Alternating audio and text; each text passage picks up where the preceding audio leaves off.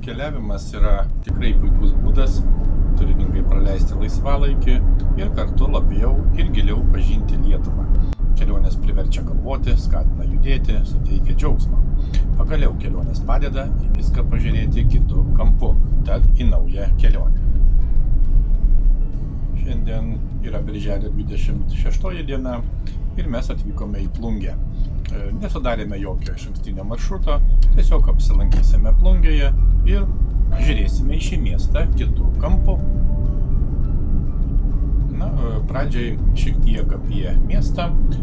Plungė yra miestas šiaurės vakarų Lietuvoje, Žemaitijoje, Telšių apskrityje, maždaug 27 km į vakarus nuo Telšių ir miestas yra išsidėstęs abipus Babrungo upės.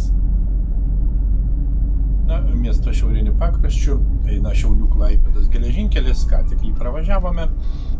Yra be abejo Plungės geležinkelio stotis, taip pat yra centrinis stadionas, Plungės Oginskių dvaro rūmai ir parkas.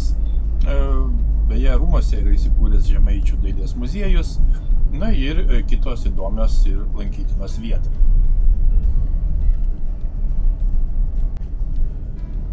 Taip, šiandien yra birželio 26 diena ir esame Plungėje, atvykome į Plungės miestą. Ir Plungę apžiūrėsime svarbiausias ir įdomiausias vietas. Tai yra taip pat senas istorinis Žemaitijos miestas, šiaurės vakarų, iš esmės vakarų Lietuvoje, ir maždaug 50 km nuo Baltijos jūros. Tai yra iš tikrųjų labai įdomus miestas. Ir šiuo metu esame prie Laisvės paminklo Plungėje, būtent centrinėje aikštėje. Ir taip pat Plungėje yra daug lankytinų objektų ir žinoma vienas žymiausių objektų yra Mykolo Oginskio rūmai, taip pat parkas. Žinoma yra bažnyčia, įspūdinga, didelė, Švento Jono Krikštytojo bažnyčia. Taip pat yra be abejo nemažai įvairių mokyklų. Viena iš jų yra Mykolo Oginskio meno mokykla, taip pat yra verslo ir technologijų mokykla. Ir daug kitų įvairių įstaigų, organizacijų, be abejo parduotuvių, kavinių ir taip toliau. Ir kiek tai įmanoma, bandysime šiandien apžiūrėti ir papasakoti apie šį tikrai įdomų, spūdingą, istorinių ir visais kitais požiūriais miestą, būtent Plungę. Kalbininkai mano, kad Plungės vardas gali būti asmenvardinis vietovardis ir miestui pradžią galimai davė sodybą, kurios savininkas buvo Plungė. Tačiau miesto vardo kilmė nėra visiškai aiški. 1894 metais kunigaikščio Mykolo Oginskio užsakymu buvo padarytas Plungės žemėlapis, kuriame matyti, kad per miestą teka upė, kuri išteka iš Narvilo ežero ir įteka į Babrungą. Ir žemėlapyje ši vietovė įvardyta kaip Paplunga. Pasak istorikų yra net 3 pagrindinės Plungės miesto vardo kilmės versijos, tai būtent liaudies, antroponiminė ir hidroniminė. Kiekviena jų savaip yra pagrįsta ir įdomi.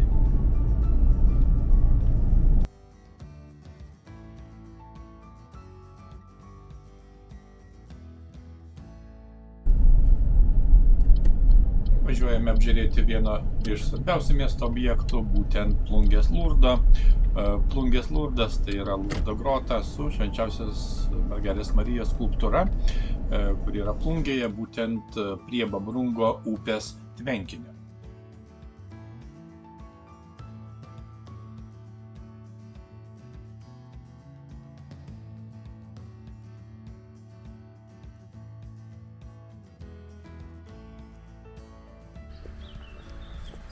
Lurdas yra už maždaug 200 metrų į šiaurės rytus nuo Plungės miesto senųjų kapinių ir nuo jo matoma kitoje Babrungo pusėje esanti Plungės kapinių koplyčia.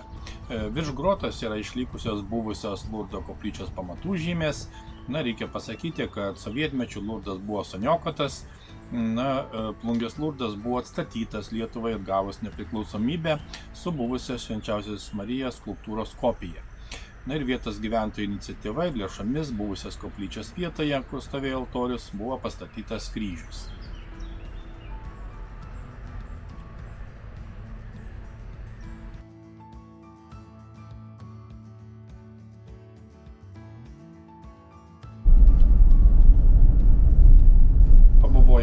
trumpai prie Plungės Lurdo. Mes važiuojame toliau, na ir ketiname apžiūrėti kitą objektą, būtent Plungės koplyčią.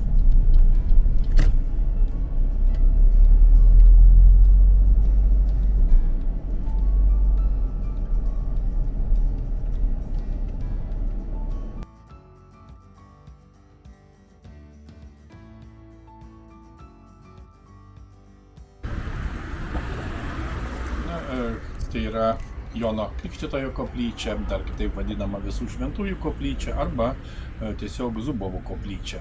Na ir tai yra romantinio klasikinio stiliaus koplyčia, esanti senosiose Plungės miesto kapinėse. 1858 metais grafai Zubovai čia pastatė būtent romaninio klasicizmo bruožų koplyčią, kurios tikslesnė istorija dėja yra nežinoma. Koplyčioje be to yra įrengti ir laidojimo rūsiai.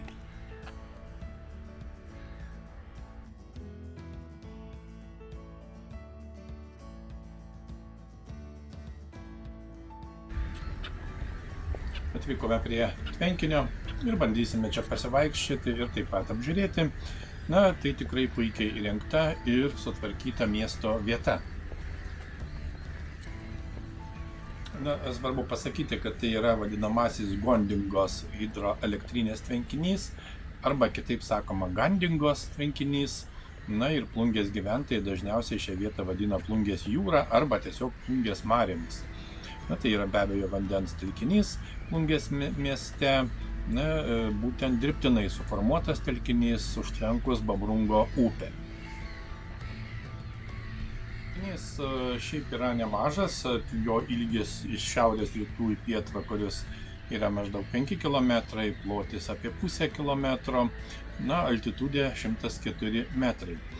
Krantai yra gana status, šlaitai apaugę medžiais ir krūmynais. Reikia pasakyti, kad prieš keletą metų sėkmingai buvo įgyvendintas Plungės rajono savivaldybės administracijos inicijuotas projektas, būtent Plungės miesto poilsio ir rekreacijos zonų sukūrimas prie Babrungo upės ir Gandingos hidroelektrinės tvenkinio bei prieigų prie jų sutvarkymas.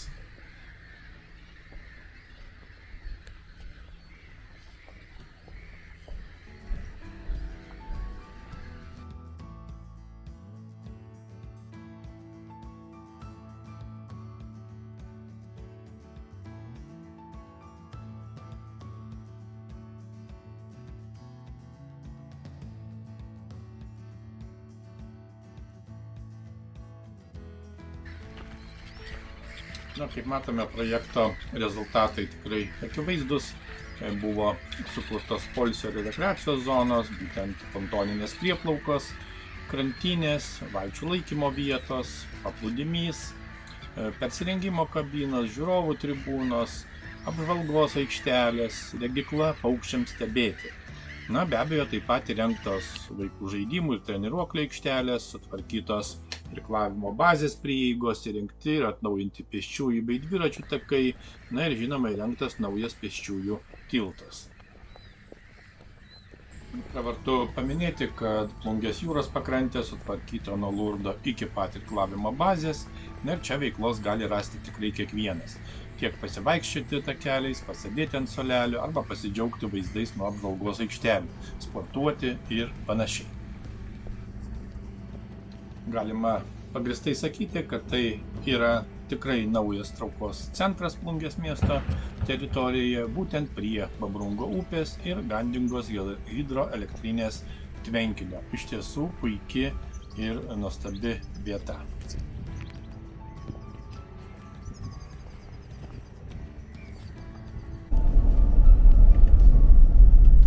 Kol važiuojame iki Plungės bažnyčios, šiek tiek geografinės informacijos.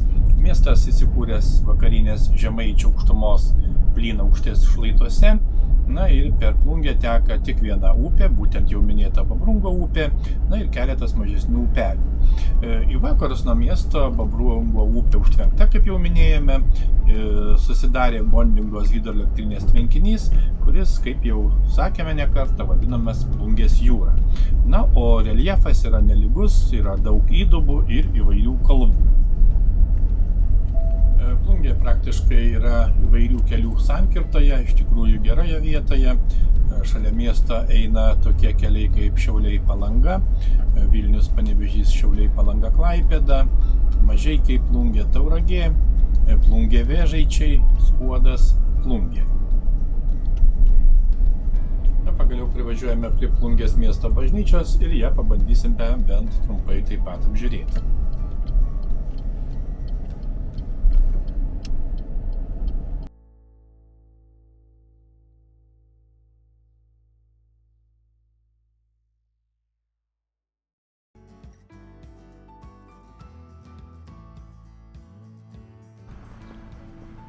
Na štai matome įspūdingą bažnyčią, tai yra Plungės Švento Jono Krikštytojo bažnyčia, kuri yra be abejo Plungėje, Babrungo upės kairiajame krante. Na ir reikia pasakyti, kad tai yra viena didžiausių Lietuvos bažnyčių ir be abejo tai yra architektūros paminklas. Bažnyčia yra lotyniško kryžiaus plano, dvibokštė, trinavė, bazilikinė ir jos ilgis yra net 75 metrai. Na, dabartinė bažnyčia, kurią matome, buvo pastatyta 1933 metais.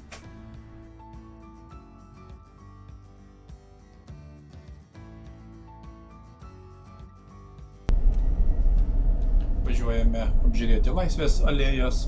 Laisvės alėja būtent yra viena iš seniausių alėjų Lietuvoje ir viena iš įdomiausių bei gražiausių Plungės gatvių. Na, suprojektuota XIX amžiaus antroje pusėje Plungės valdos savininko kunigaikščio Mykolo Oginskio užsakymu. Šiaurinėje dalyje alėja remiasi į dvaro parką, o pietinėje jos dalyje yra ant aukštos mūrinės kolonos stovinti Šventojo Florijono skulptūra.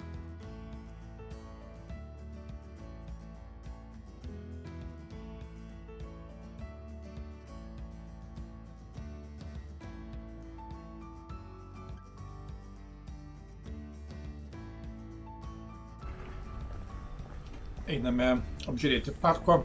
Tai išties nuostabus parkas visomis prasmėmis. Jį tiesiog būtina taip pat aplankyti.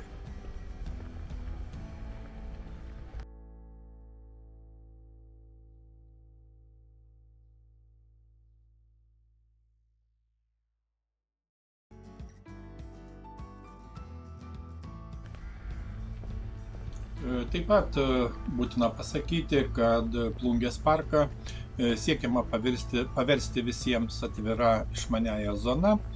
Yra parengta virtuali edukacinė pažintinė programa, kuri pritaikyta mobiliesiems įrenginiams, na ir skirta atraktyviai pažinčiai su istorinė ir gamtinė prasme tikrai turtingų parkų, jo augmenija, gyvūnija ir žinoma istorija. Žinoma, pasivaikščiojimą po parką galima pradėti nuo bet kurios vietos, tačiau geriausia tai daryti nuo pagrindinių parko vartų, kurie yra prie Plungės rajono turizmo informacijos centro. Na ir taip pat reikia paminėti, kad šis centras yra įsikūręs buvusiame Oginskių dvaro sargo namelyje. Lipame laiptais ir tuoj pamatysime rūmus. Tai yra Mykolo Oginskio rūmai. 1873 metais Plungės dvarą tuometinį miestelį ir jo apylinkės įsigijo kunigaikštis Mykolas Oginskis. Na ir jis Plungėje įkūrė grožio ir kultūrinę veiklą iš tiesų garsėjusią rezidenciją. Na, reikia pasakyti, kad šį puošnų rūmų ansamblį suprojektavo vokiečių kilmės architektas Karlas Lorenzas.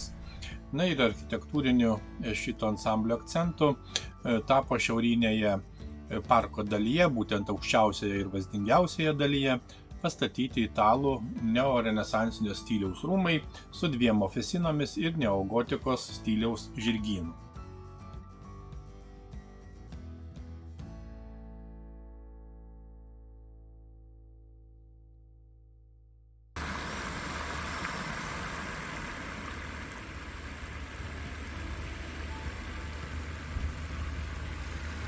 Tai 1994 metais rūmuose buvo atidarytas ir iki šiol veikia Žemaičių dailės muziejus.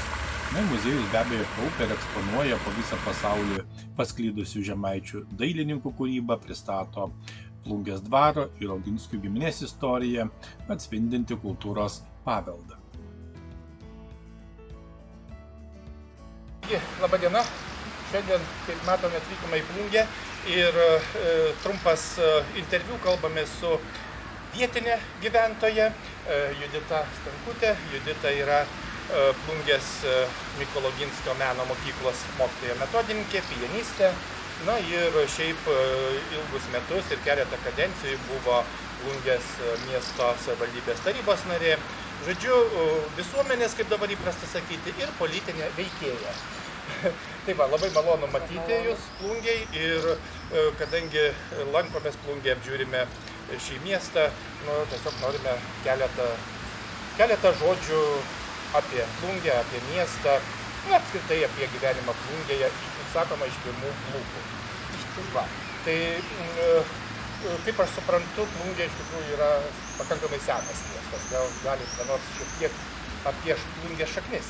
Taip, Plungė, pirmą turiu teisybę pasakyti, kad pirmą atsirado Gondinga, kaip žemaičiai sako, kad visi gondino, gazdino ir tik tada vėliau pradėjo kurtis Plungė. Ir Plungės miestas kaip miestelis paminėtas 1567 metais, o Magdeburgo teisės įgavo 1792 metais sausio 13 dieną. Iš pradžių šitas miestelis priklausė, priklausė grafams Zubovams, o po to vėliau po kelių metų Oginskiai įsikūrė šitam turime teritorijoje, kuri dabar matome už mano nugaros gražų žirgyną. Rūmai paliko kitoj pusėje, paskui gal parodysime ir šiaip Plungė labai didelis ir kultūros centras ir nuo Oginskio laikų kaip tik ir buvo orkestras, ir kuriame grojo ir Mikalojus Konstantinas Čiurlionis ir labai muzikantų daug ir ta kultūra iš tų laikų tebeina ir po šiai dienai. Yra daug muzikantų ir dabar gyvuojančių, ir menininkų, ir dailininkų. Šiaip kas Plungėj gyventi labai gera ir ne tik tai turint gyvenimą, kaip aš labai su kultūra susijusi esu, yra daug ir sporto, ir visokių ir klubų, ir futbolo, ir krepšinio, ir motokroso, įvairus pasirinkimas. Miestas dabartinis įsikūręs yra labai geroj vietoj, yra geležinkelis, yra 50 km nuo jūros, Klaipėda čia pat, ir dažnai čia Telšiai sako, kad mes esame žemaičių sostinė, bet aš linkusi abejoti. Sakyčiau, dar čia mes amžina kova. Taip, šaltiniuose tikrai amžina kova, nes Telšiai yra įvardyjami kaip Žemaitijos sostinė. Aš tiesą pasakius nerizikuoju ištarti Žemaitijos sostinė. Taip, bet, manau, kad nėra ko peštis. Tiek Plungė, tiek Telšiai yra įspūdingi, įdomus miestai, reikia draugauti, ir būti, taip sakant, kartu vardan tos Lietuvos. Aš noriu dar pasakyti, dabar matot plakatą, dabar kabo, dabar kaip tik vyksta 9-oji pasaulio žemaičių dailės paroda, kuri vyksta kas keli metai, jau 9-oji, kuria iš viso pasaulio įspūdinga paroda. Tikrai linkiu, kas dar suspėsit dėl mėnesių bėgių, nežinau, kad visą vasarą, negaliu tiksliai pasakyti, kiek jinai bus, atvažiuoti ir aplankyti. Tikrai iš viso pasaulio žemaičiai suveža savo darbą. Na ir toks, gal kad ilgai netęsti, sakykime, provokacinis klausimas, nes paprastai, sakoma, kad yra Vilnius ir yra likusi Lietuva. Ir, Plungė, kas tai yra Plungė? Provincija, Lietuvos provincija ir nieko čia gero nėra. Ir apskritai, toks naratyvas, toks diskursas neretai tikrai sutinkamas ir girdimas. Ką galėtumėt pasakyti apie tai? Aš manau, kad čia viskas priklauso nuo pačio žmogaus sąmonės. Jeigu tavo galvoje provincija, tai turi atsitikti. Taip tu gyveni provincijoje. Nes galima gyventi ir pačiam Vilniui ir nenueiti nei vieną renginį, niekur nedalyvauti. O galima gyventi ir tokius judėti tam nuosavėm. Tikrai labai gražiam krašte ir viskas ir pamėgtis ir puikus. Taip, tai dėkojame už tokį trumpą papasakojimą, trumpą interviu. Prašom visus užvažiuoti, aplankyti Taip, Plungę, Plungė tikrai tikrai. susižavėsite ir skanus maistas, ir vietovės gražios, ir kultūrinis gyvenimas verda. Tikrai galiu patvirtinti, kad tiek kultūrinis, tiek istorinis, tiek kitoks paveldas Plungė yra iš tiesų gausus. Tikrai gyvas, gražus, puikus miestas, beje, gražiai tvarkomas, reikia pagirti, gražiai prižiūrimas, ką tik apsilankėme krantinėje prie vadinamosios Plungės jūros. Tai tikrai gražiai sutvarkytos, įrengtos poilsio, rekreacinės zonos, laisvalaikio zonos, pasivaikščiojimų takai. Tikrai yra ką veikti, vien jau taip pat, kaip jau minėjome, Mykolo Oginskio rūmai, kartu skaitant ir parką, be abejo parkas gražiai sutvarkytas miesto centras, centrinė aikštė, na ir daugybė kitų vietų. Tiesiog neatvykti į Plungę negalima.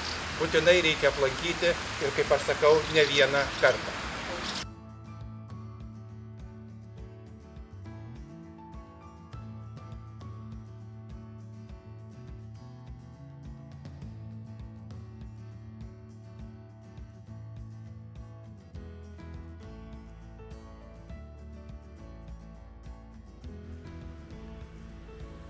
Apžiūrime parodą, apie kurią jau kalbėjome. Na, išties smagu ir kažkiek keista, neįprasta praeiti šitą tūbą, vadinamą tūbą.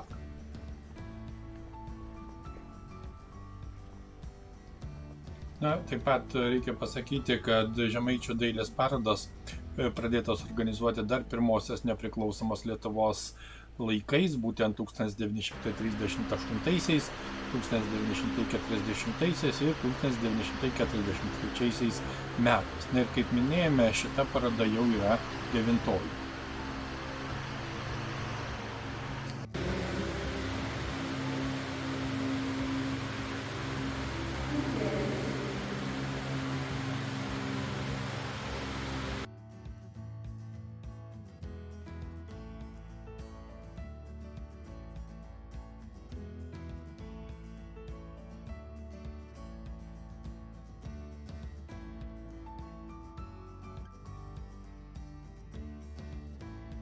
Labą dieną, sveiki atvykę į Plungės vaikų ir jaunimo bibliotekos kiemelį. Šiuo metu vyksta pasiruošimas Liepos mėnesio vasarą su knyga skaitimams ant žolės. Mes filmuojam, nes kviečiam žmonės, kviečiam didelius ir mažus praleisti laiką vasarą su knyga.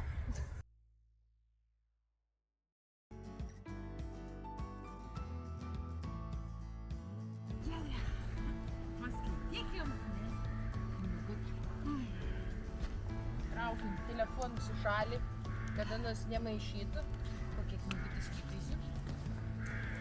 Valytė, žiūrėk, Otis eina į darželį. Į darželį. Ką Ką jis tik ten veiks? baigėsi darželis, o jisai jau vėl eina į darželį. Kaip manai, vaikai jau pasilgo darželio? Man atrodo, Vaikai, ar jau pasilgote darželio? Kaip ne? O ką čia savo masto Otis? Ogi imkim ir paskaitykim. Paskaitykim. Rankose turiu Skaistės Dirgėlienės knygutę, Otis eina į darželį. Greta buvo pas mus atvažiavus. Iliustravo Greta Taip, Alicija. taip. Jo, peliukas Otis iš lovelės išlipo ne kaip visada anksčiau. Juk šiandien jis pirmą kartą eis į darželį. Kur? Jo, į darželį mama Otį aprengė iš vakaro, paruoštais drabužėliais, o tėtis į kuprinę įsivaizduoja, jam įdėjo mėgstamiausią žaislą. Čia kaip miestų šventė, klausai. Jo, mažasis peliukas Otis jautėsi keistai. Kartu vaikai, labą dieną.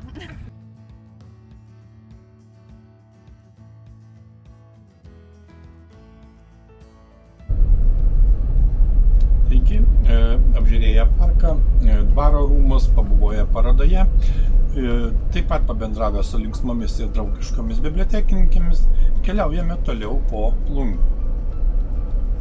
Taip pat norime paminėti, kad Plungėje aktyviai veikia kultūros centras, kuris yra tikrai populiariausia bendruomenės susibūrimo vieta.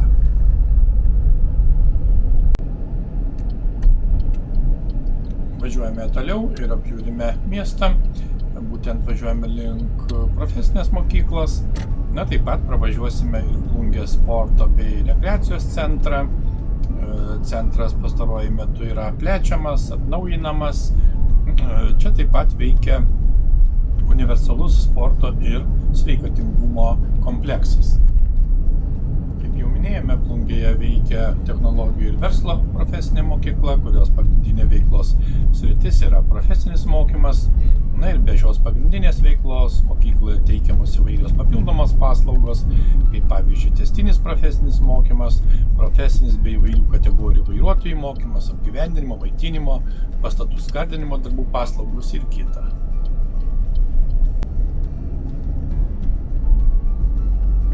Kaip matome, miestas išties tvarkingas, gražus, Plungė be to nuolat plečiasi, statomi nauji ir renovuojami seni namai, na ir kiti įvairios paskirties pastatai.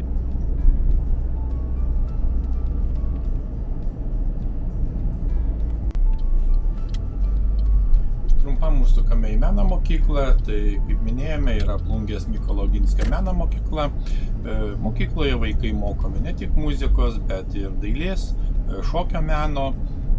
Kūrybingas ir darbštus meno mokyklos mokytojų kolektyvas atiduoda tikrai daug jėgų ir kūrybos vaikų ir jaunimo meniniam ugdymui, dvasinio pasaulio turtinimui. Na, šiuo metu mokykloje mokosi daugiau negu 600 vaikų, dirba daugiau negu 60 aukštos kvalifikacijos mokytojų. Meno mokyklos ugdymo programos ir planai laiduoja ugdymo programų pasiūlą, jų kokybės priežiūrą, galimybę pasirinkti, modeliuoti ir keisti muzikavimo sritį. Mokyklos veiklos prioritetai yra ugdymo proceso kokybė, rezultatyvus mokinių gabumų ir kūrybiškumo atskleidimas, suteikiant meninę brandą ir aišku laiduojant ugdymo tęstinumą meninio profilio aukštesnėse ugdymo įstaigose. Taip pat galima pasakyti, kad Plungėje yra turizmo informacijos centras, kuris kaupia ir skleidžia turizmo informaciją, populiarina Plungės rajoną, žinoma, kūrė svetingą ir patrauklų jo įvaizdį, taip pat teikia mokamas ir nemokamas turizmo paslaugas Plungės miesto svečiams. Atvykusiems į Plungę tikrai patartina pirmiausia apsilankyti šiame centre. Plungė paprastai nėra minima tarp lankomiausių turistinių Lietuvos vietų, tačiau tokia pozicija yra visiškai nepagrįsta. Plungėje tikrai yra gausu dėmesio vertų turistinių objektų ir lankytinų vietų.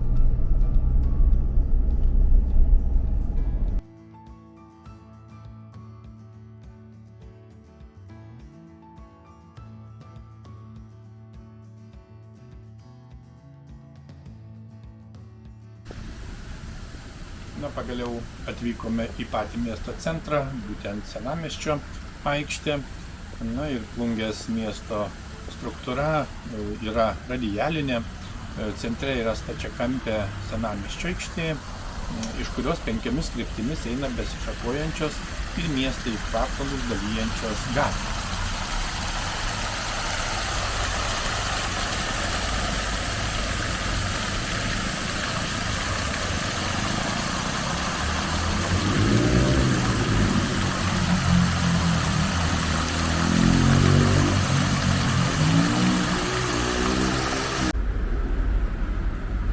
Kaip jau minėjome, miestas pamažu plečiasi, o centras virsta senamiesčiu, tai yra visiškai logiška.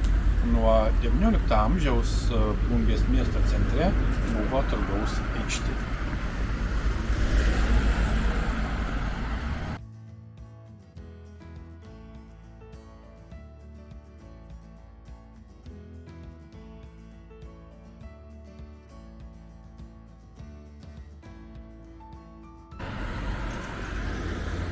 Neįtikėtina, tačiau Plungėje yra krioklys.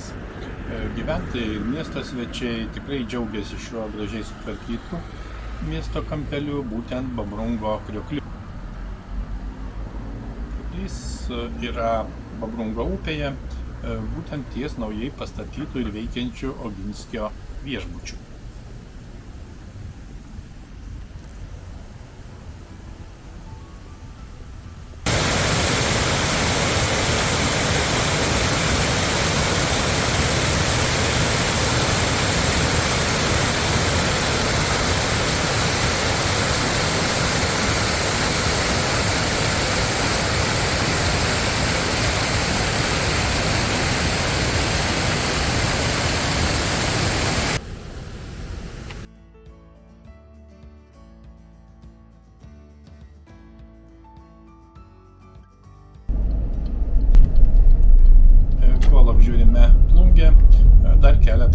istorinių momentų.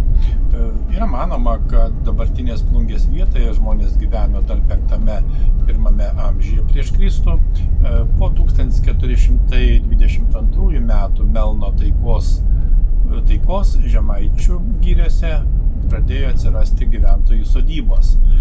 Nuo 14 iki 16 amžiaus antrosios pusės Plungė įėjo į Gandingos valsčių kaip eilinė gyvenvietė. Na, o vėliau Plungė ėmė augti daug sparčiau ir pralenkė Gandingą.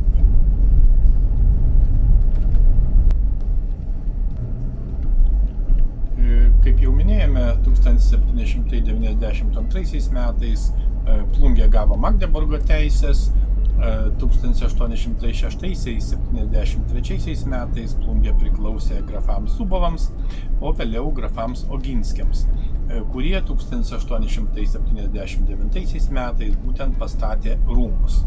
Na, o 19 amžiaus pabaigoje Plungė buvo Telšių apskrities miestelis. Žinoma, taip pat reikia paminėti, kad Plungė yra ir industrinis miestas su tam tikromis tradicijomis.